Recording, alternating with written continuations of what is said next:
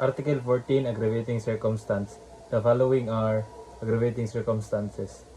Paragraph 1, that the advantage be taken by the offender of his public position. Paragraph 2, that a crime be committed in contempt or with insult to the public authorities. Paragraph 3, that the act be committed with insult or in disregard of the respect due to the offended party on account of his rank, age, or sex, or that is be committed in the dwelling of the offended party if the latter has not given provocation.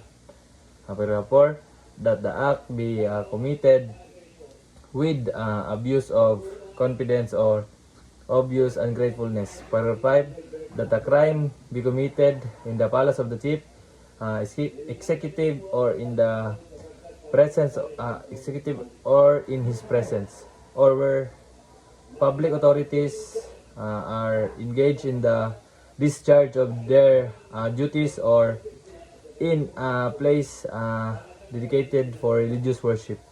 Paragraph 6, that the crime be committed in the night time or in an inhabited place or by a band whenever such circumstance may facilitate the commission of the offense.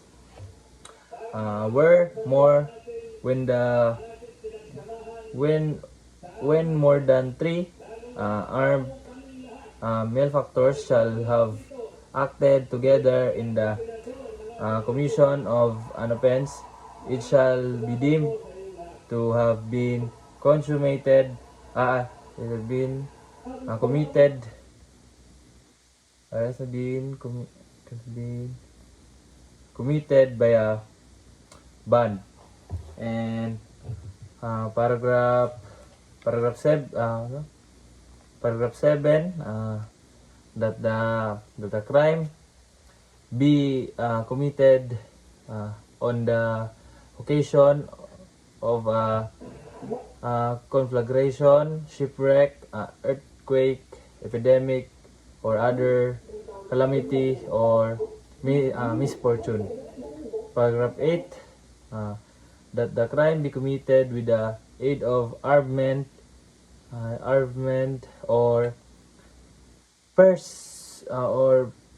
person who ensure or afford impunity. Paragraph 9, that the accused is a recidivist. Recidivist is one who at the time of his trial for one crime shall have been previously convicted by that judge by final judgment of another crime embraced in the same title of this code. Paragraph 10, that the offender has been previously punished by an offense in which the law attaches an equal or greater penalty, or for two or more crimes to which it attaches a lighter penalty. Paragraph 11, that the crime be committed in in consideration of a prize, reward, or promise. Paragraph 12, that the crime be committed by means of inundation, fire, poison, explosion, stranding of a vessel, or of international damage thereto, derailment of locomotive, or by the use of any other artifice involving great waste and ruin. Article 13, that the act be committed with evident premeditation. Article 14, that paragraph 14, that the craft, fraud, or disguise be employed. Paragraph 15, that the advantage be taken or of superior strength or means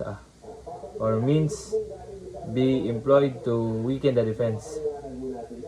Paragraph 16, that the act be committed with treachery or alevosía. There is treachery when the offender commits any of the crimes against the person employing means, method, or forms in the execution thereof, which tend directly and especially to ensure its execution without risk to himself, arising from the defense, while the offended party might make. Paragraph 17, that means be employed or circumstances uh, circumstances uh, circumstances brought about or with circumstances brought about which add ignominy to the natural effects of the act. Paragraph 18, that the crime be committed after unlawful entry. Paragraph 19, there is an unlawful entry when an entrance of a crime, a wall, roof, floor, door, or windows be broken. Paragraph 20, that the crime be committed with the aid of person under 15 years of age or by means of vehicles, motorized, watercraft, airships, or other similar means. Paragraph 21, that the wrong done in the commission of the crime, be deliberately augmented by causing other wrong not necessary for its commissions.